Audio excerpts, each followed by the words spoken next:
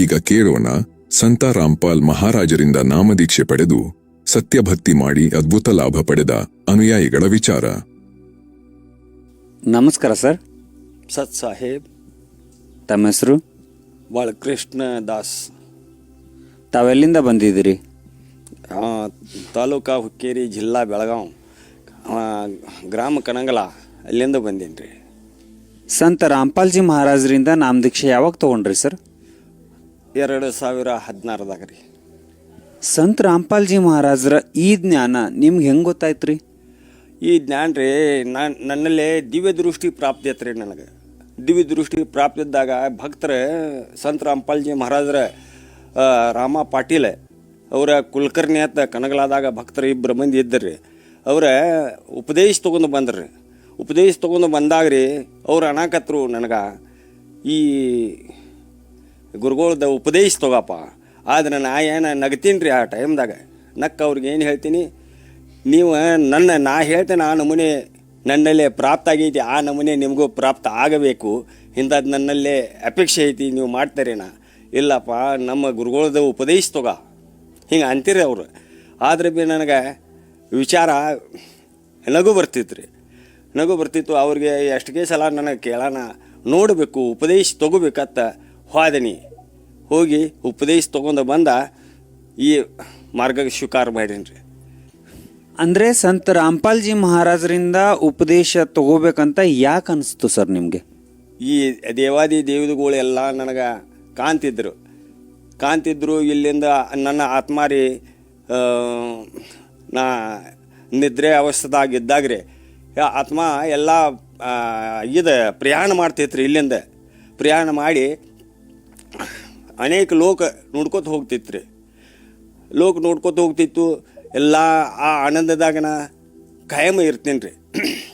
ಆದರೆ ಬ್ರಹ್ಮಲೋಕ, ವಿಷ್ಣು ಲೋಕ, ಶಿವಲೋಕ ಇಂಥ ಭವನ ಮಾಡ್ಕೋತ್ರಿ.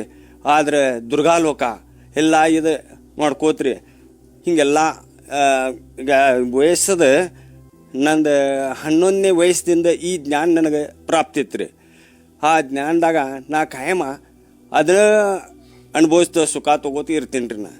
ಆದರೆ ನನಗೆ ಆತ್ಮಿಕ ಸುಖ ಇರ್ಲಾಗ್ತಿತ್ತು ರೀ. ಆತ್ಮಿಕ ಸುಖ ಸಿಗುಲಾಗ್ತಿತ್ತು. ಅದನ್ನಷ್ಟೇ ಯಾವಾಗ ನಾ ನಿದ್ರೆ ಅವಸ್ಥೆದಾಗ ಇರ್ತೇನೆ, ಆ ಆನಂದದಾಗ ಅಷ್ಟೇ ಇರ್ತೀನಿ ರೀ.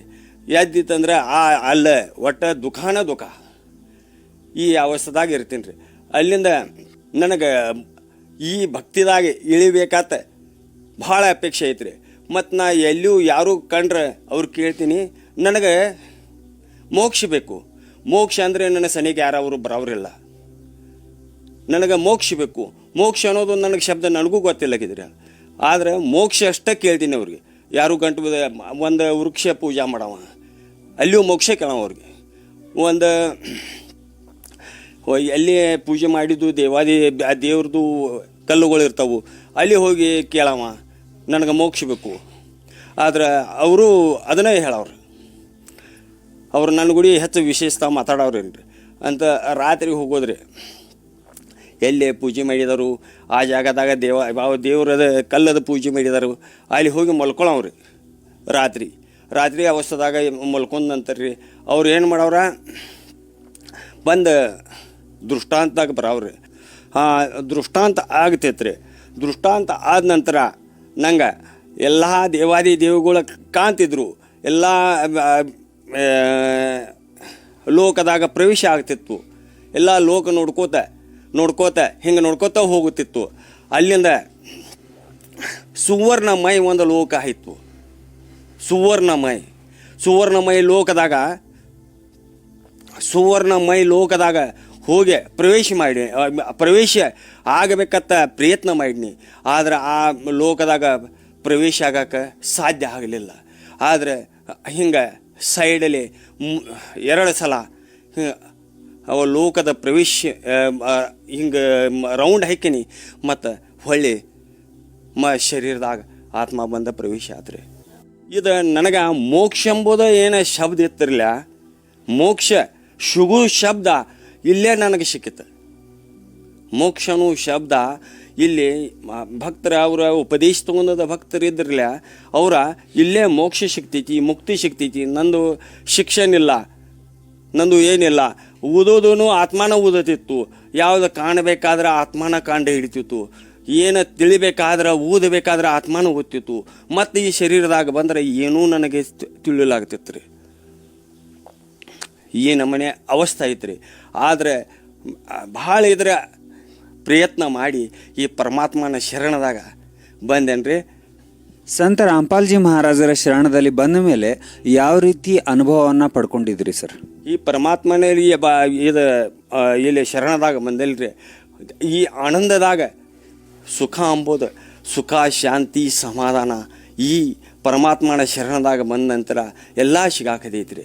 ನಾ ಭಾಳ ಸನ್ಯಾಸಿಗಳ ಒಳಗೆ ಪ್ರವೇಶ ಮಾಡಿದ್ದೇನೆ ರೀ. ಎಲ್ಲ ಪ್ರವಚನ ಮಾಡ್ತಿದ್ರು. ಆ ಪ್ರವಚನ ಕೇಳೋದು ನನಗೆ ನನ್ನ ಮ್ಯಾಲಿನ ಇದು ಶರೀರಕ್ಕೆ ತಿಳಿದಿರ್ಕ ಆತ್ಮಾಗೆ ಎಲ್ಲ ವಿಷಯ ತಿಳ್ತಿದ್ದು ರೀ. ಆತ್ಮ ಏನು ಕೇಳ್ತಿತ್ತು, ಎಲ್ಲಿ ಮಟ್ಟ ಹೇಳ್ತಾರೋ, ಇಲ್ಲಿಂದ ಮೋಕ್ಷದ ಮಾರ್ಗ ಹೇಳ್ತಾರೋ ಇಲ್ಲೋ ಇದನ್ನು ಕಂಡುಹಿಡ್ದ ಮತ್ತು ಅಲ್ಲಿಂದ ಹೊಳ್ಳೆ ಬರ್ತೀನಿ ರೀ. ಮೋಕ್ಷದ ಮಾರ್ಗ ಯಾರೂ ಭೀ ತಿಳಿಸಿ ಹೇಳಲಿಲ್ಲ. ಆದ್ರೆ ಸಿದ್ದೇಶ್ವರ ಸ್ವಾಮಿಗಳ ಪ್ರವಚನ ಮಾಡ್ತಿದ್ರಿ, ಸಿದ್ದೇಶ್ವರ ಸ್ವಾಮಿಗಳ ಪ್ರವಚನ ಮಾಡ್ತಿದ್ರು, ಅದನ್ನು ಕೇಳ್ತೀನಿ ರೀ. ಆದರೆ ಪೂರ್ಣ ಪರಮಾತ್ಮನ ಗುರುತ ಯಾರೂ ಹೇಳಲಿಲ್ಲ. ವಿಜಯಾನಂದ ಸ್ವಾಮಿ ಇದು ಊರು ಬಿಟ್ಟನ ಹೋಗಿಬಿಟ್ರಿನಿ ರೀ ಪರಮಾತ್ಮ ಪ್ರಾಪ್ತಿ ಸಂಬಂಧ. ವಿಜಯಾನಂದ ಬೀನುಕೋಪ್ ವಿಜಯಾನಂದ ಅಲ್ಲಿ ಸ್ವಾಮಿಗಳಿದ್ದಾರೆ ರೀ, ಅವ್ರು ಅಂತೇಳಿ ಹೋದ್ನಿ. ಅವ್ರಿಗೆ ಕ್ವಶನ್ ಕೇಳೋಣ, ಅವರ ನನಗೆ ಕೇಳಾಕತ್ರು. ನನಗೂ ಭೀ ಇದೇ ಪ್ರಾಪ್ತಿ ಸಂಬಂಧ ನಾ ಪ್ರಯತ್ನ ಮಾಡ್ತೇನಪ್ಪ, ಮತ್ತು ನನಗೂ ಏನು ತಿಳಿದಿಲ್ಲ. ನನಗೆ ದುರ್ಗಾ ಅಲ್ಲಿಂದ ಬೆಂಗಳೂರದಿಂದ ಬೆನ್ನು ಹತ್ತಿಳು, ದುರ್ಗಾ ಬೆನ್ನು ಹತ್ತಿಳು ಬೆಂಕಿ ತಗೊಂಡ ನನ್ನ ನಡೀತಾ ಓಡ್ತಾ ಮಾಡ್ತಾ ಬಂದು ಇಲ್ಲಿ ಸ್ಥಾಪನಾ ಮಠ ಮಾಡಿ ಇಲ್ಲೇ ನಿಂತೇನಪ್ಪ. ನನಗೂ ಈ ಥರ ಅನುಭವ ಸಿಕ್ಕಿಲ್ಲ. ಈ ಪ್ರಯತ್ನ ಯಾರು ಕೊಡ್ತಾರೋ ಅವ್ರ ಕಡೆ ಹುಡುಕಾಡುನು, ಅವ್ರು ಹೇಳ್ರಿ ನನಗೆ. ಆ ಪ್ರಯತ್ನ ಸಂಬಂಧ ಈ ಪರಮಾತ್ಮನ ಪ್ರಾಪ್ತಿ ಸಂಬಂಧ ನಾವು ಹೋರಾಡ್ತಾ ಬಹಳ ದಿವಸದಿಂದ ಹೋರಾಡ್ತಾ ಇದ್ದೀನಿ. ಆದರೆ ಪೂರ್ಣ ಪರಮಾತ್ಮ ರಾಮ್ಪಾಲ್ಜಿ ಪರಮಾತ್ಮ ನಮ್ಗೆ ಸಿಕ್ಕು ನಮ್ಮ ಆನಂದ ಇದ್ದಾಗ ಪರಮಾತ್ಮನ ನಿಲ್ತೀವಿ ರೀ. ಮೋಕ್ಷ ಪ್ರಾಪ್ತಿ ಸಂಬಂಧ ನಾವು ಪ್ರಯತ್ನ ಬಹಳದಿಂದ ಎಷ್ಟಕ್ಕೆ ಜನ್ಮ ಪ್ರಯತ್ನ ಮಾಡ್ಯಾನ್ರಿ. ಎಷ್ಟಕ್ಕೆ ಜನ್ಮ ನನ್ನ ಅದು ಎಲ್ಲ ತಿಳಿಸಿ ಮೊದಲು ತಿಳಿತಿದ್ದು ರೀ ನನಗೆ, ಯಾವ ಜಾಗದಾಗ ಜನ್ಮ ಆಗೈತಿನಿಂದ, ಯಾವ ಜಾಗದಾಗ ನೀ ವಾಪಸ್ ಈ ಶರೀರದಾಗ ಬಂದು, ಎಷ್ಟಕ್ಕೆ ಈ ಅನುಭವ ಭಾಳ ಇದಾವ್ರಿ. ಆದರೆ ನಾ ಎಷ್ಟಕ್ಕೆ ಯುಗ ಕಾಲ ಮೊದಲು ನಾ ಯಾರಿದ್ನಿ ಯಾ ದೇವ ಇದ್ನಿ ಇದೆಲ್ಲ ನನಗೆ ಗೊತ್ತೈತ್ರಿ. ಆದರೂ ಕೂಡ ಸುಖ, ಶಾಂತಿ, ಸಮಾಧಾನ, ಮೋಕ್ಷ ಸಿಕ್ಕಿಲ್ರಿ. ಈ ಜನ್ಮದಾಗ ಬಂದ ಮನುಷ್ಯ ದೇಹದಾಗ ಬಂದ ಮೋಕ್ಷ ಸಿಕ್ತೈತಿ ಅಂತ ಪರಮಾತ್ಮ ಹೇಳ್ಯಾರತ್ತ ಬೆನ್ನು ಹತ್ತೇನ್ರಿ ನಾ. ಅದರಿಂದ ಯಾಕೆ ಸುಖ ಆಗ್ತಿರ್ಲಿಲ್ಲ, ಯಾವುದೇ ಲಾಭ ಆಗ್ತಿರ್ಲಿಲ್ಲ ಅಂತ ಯಾಕೆ ಅನ್ಸುತ್ತೆ ಸರ್ ನಿಮಗೆ? ನಮಗೆ ರೀ ಆ ಪೂರ್ಣ ಪರಮಾತ್ಮನ ಭಕ್ತಿ ಇಲ್ಲಾಗೈತಿ ರೀ. ಅದು ಸ್ವತಃದ ಬಲ ಶಕ್ತಿ ಮೇಲೆ ಆ ಭಕ್ತಿ ಮಾಡೋದು, ಮಂತ್ರ ಇಲ್ಲ, ಯಾರೂ ಗುರು ಮಾಡ್ಕೊಳ್ಳಿಲ್ಲ, ಯಾರಿಗೆ ಸಲ್ಲ ಕೇಳಲಿಲ್ಲ, ಯಾರ್ದು ವಿಷಯ ಆಗ್ತೇನೆ ರೀ ನಾ. ಒಟ್ಟೆ ನನ್ನ ಪ್ರಯತ್ನ ಪರಮಾತ್ಮ ಪ್ರಾಪ್ತಿ. ಹಾಗಾದರೆ ಸಂತ ರಾಮ್ಪಾಲ್ಜಿ ಮಹಾರಾಜರ ಶರಣದಲ್ಲಿ ಬಂದ ಮೇಲೆ ನಿಮಗೆ ಯಾವೆಲ್ಲ ರೀತಿಯ ಲಾಭಗಳಾಗಿದ್ದಾವೆ ಸರ್? ಲಾಭವು ಭಾಳ ಲಾಭ ಆಗ್ಯಾವ್ರಿ, ಭಾಳ ಲಾಭ ಆಗ್ಯಾವ. ಮೋಕ್ಷದ ಮಾರ್ಗ ಸಿಕ್ಕಿತ್ರಿ, ಪೂರ್ಣ ಪರಮಾತ್ಮನ ಮೋಕ್ಷದ ಮಾರ್ಗ ಸಿಕ್ಕಿತ್ತು. ಭಾಳ ನನಗೆ ಅನುವಪ್ಪತ್ತಿದ್ದು, ಭಾಳ ಕಷ್ಟ ಇದ್ದು, ಆ ಕಷ್ಟ ದೂರ ಆಗ್ಯಾವ್ರಿ. ಆ ದೂರ ಕಷ್ಟ ಆಗಿ ಪೂರ್ಣ ಪರಮಾತ್ಮನ ಪ್ರಾಪ್ತಿಯಾಗಿ ಮೋಕ್ಷ ಸಿಗೋದು ಇದೇ ಸ್ಥಾನತ ನನಗೆ ಪೂರ್ಣ ಆತ್ಮವಿಶ್ವಾಸ ಮತ್ತು ಆತ್ಮ ಹೇಳ್ತೈತ್ರಿ. ಇದು ಪೂರ್ಣ ಪರಮಾತ್ಮನೇ ಇದಾರದು.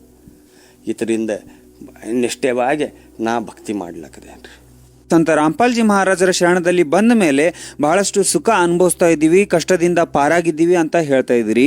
ಸೊ ಸಾಕಷ್ಟು ಜನರು ಈ ಒಂದು ಸುಖವನ್ನು ಹುಡುಕಾಡಿಕೊಂಡು ಬಹಳಷ್ಟು ಕಡೆ ಹೋಗಿ ರೊಕ್ಕ ಖರ್ಚು ಮಾಡ್ತಾ ಇರ್ತಾರೆ, ದುಡ್ಡನ್ನು ವ್ಯಯ ಮಾಡ್ತಾ ಇರ್ತಾರೆ. ಸಾಕಷ್ಟು ಜನ ಸಿದ್ಧಿ ಪುರುಷರ ಹತ್ರ ಹೋಗ್ತಾ ಇರ್ತಾರೆ. ಸೊ ಅವ್ರಿಗೆ ವಿಶೇಷವಾಗಿ ಏನು ಸಂದೇಶ ಕೊಡ್ಲಿಕ್ಕೆ ಬಯಸ್ತೀರಾ, ಏನು ಹೇಳಕ್ಕೆ ಬಯಸ್ತೀರಾ ಸರ್? 6 ಶಾಸ್ತ್ರ, 18 ಪುರಾಣ, 4 ವೇದ, ಭಗವದ್ಗೀತಾ ಈ ಆಧಾರ ಮೇಲೆ ಹೇಳಿಕೊಡ್ತಾರೆ.